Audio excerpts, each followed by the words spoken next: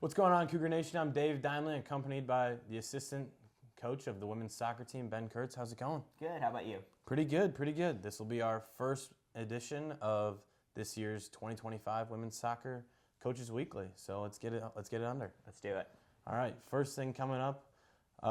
Before we get into how you guys played last week, I kind of want to take a look at the overall roster changes and then kind of how you guys performed last year and then what this offseason looked like. So I know you guys last year made your first appearance in the tournament since 2018, fifth appearance in the NAC tournament overall for the program. Kind of what does that do to catapult you guys moving forward? I think it was huge for us last year, just looking at the number of recruits we brought in. So it was 18 new faces this off season. I think that was largely to do with the success we had on the field. Obviously, there are things we're doing off the field to be more successful as well. But I think the word you used is perfect. Like catapulted was kind of what happened. Getting into the tournament is that first taste of success for a lot of these girls, and then we hope that that kind of success begets success as we continue to go on. It makes us more competitive, makes us more attractive as an option to potential recruits, and then it also shows that this program is moving in the right direction. And so I think that's something to be really excited about. And then the fact that we were able to add as many new faces as we did on top of what was arguably an already successful season means really good things for us. Absolutely. And then, of course, it's just the kind of way college athletics work. You're going to lose some grad students, some seniors along the way, but you brought back a ton of talent. Kind of speak to me about the importance of bringing back some of those key players and who are some of those leaders or captains that the underclassmen might be looking up to this year. For sure. And I think when we look at our roster and we looked at who we lost in the offseason, big personalities, big players on the field, probably historical players for the program. But I think the group that we've brought in is arguably more talented than probably any group we've ever had in at least my years here and probably in program history. And so we're looking at it from that standpoint as we've brought in a lot of talent, even though we've lost some major personalities, some leadership, which is probably showing in our season this year. But that being said, I think to answer your question, it's a group that is hungry. It's a group that's young. It's a group that's energetic. If anything, it looks like it's going to be more exciting than it was last year. And so I think that's something that we're looking forward to. It's something we're hoping to build on. And these girls it's a special group. It's a group that is tight-knit. It's a group that's been together for a while.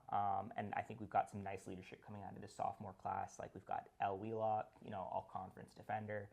She's returning for us. We've got Mia, who was an all-tournament selection. So I think there are just pieces that are coming together that are going to make us successful, if not overly successful this season, at least successful in the long term. Awesome. Well, you kind of mentioned it a little bit, that foreshadowing of how this season's been going. Obviously, tough skid mark so far, 3 tough matches between Elmhurst, Wisconsin-Stevens Point, and Carthage.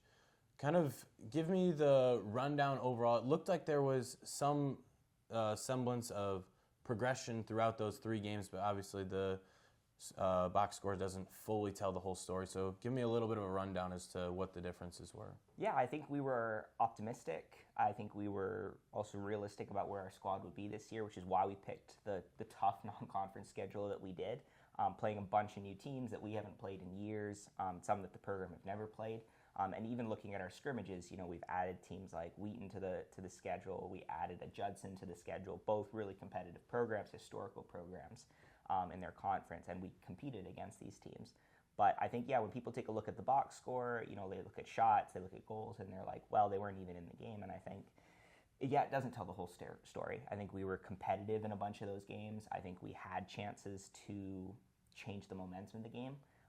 But when we look at it realistically as well, it's a really, really young team. And I think that's been the differentiating factor in those first few games. When we come out against Elmhurst, I think we had a bunch of really good scrimmages, and then I think we were just shocked by the fact that they returned a bunch of their players. And it's just a lot more experience, a lot more know-how than our team has. And so I think that was a good indicator for us of where we're at in terms of maturity on and off the field.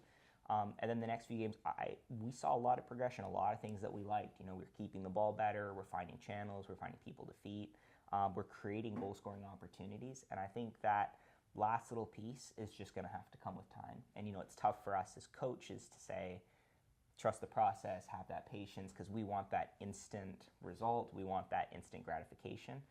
but it's also what we're trying to teach this group of young women, is that the good stuff will come if we continue to do the right things.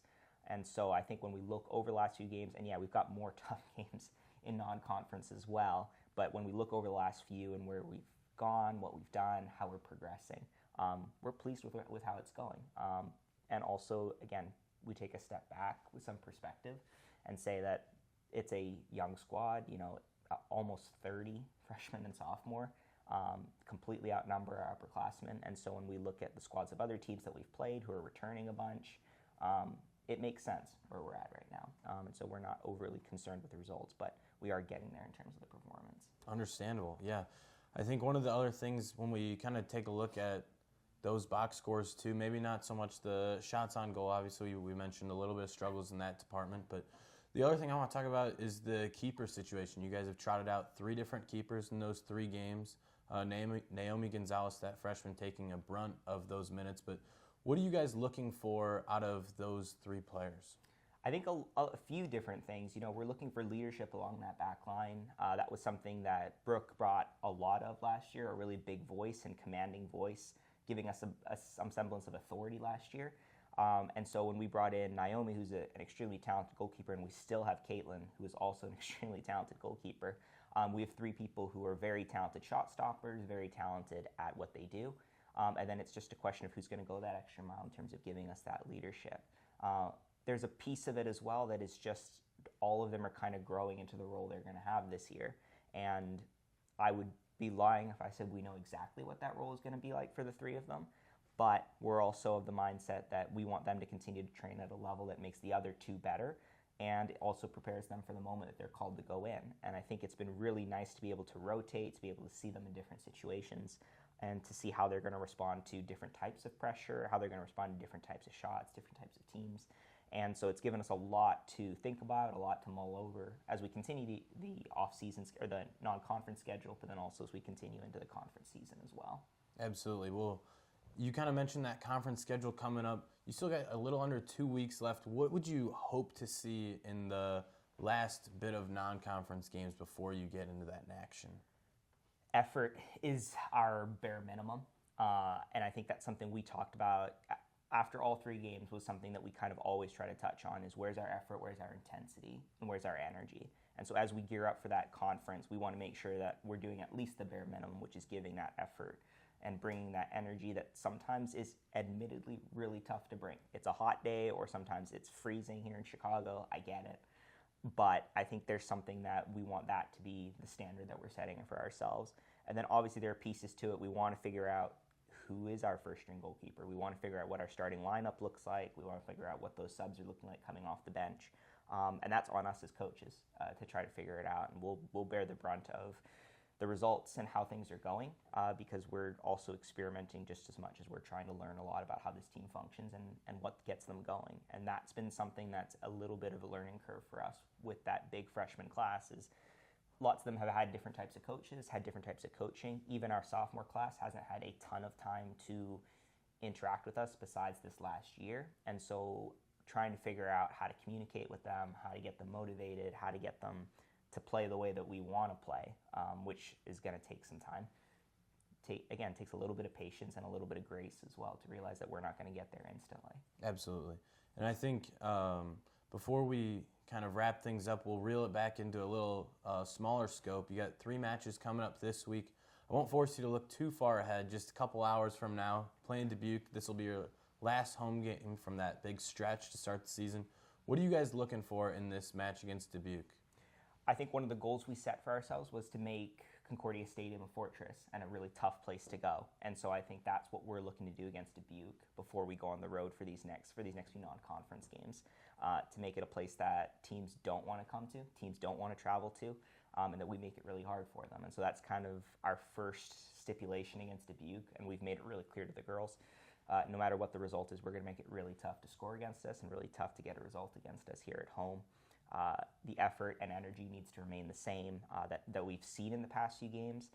But then also I think that last piece of it is just getting a little bit more composure, a little bit more relaxed, and not feeling as much pressure in the final third, which again, we completely understand with such a young group.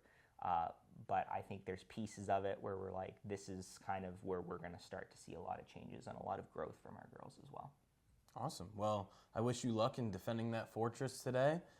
For any other information on CUC women's soccer, make sure to go to Cougar Sports Network. And that's all. Signing off, David Dimely.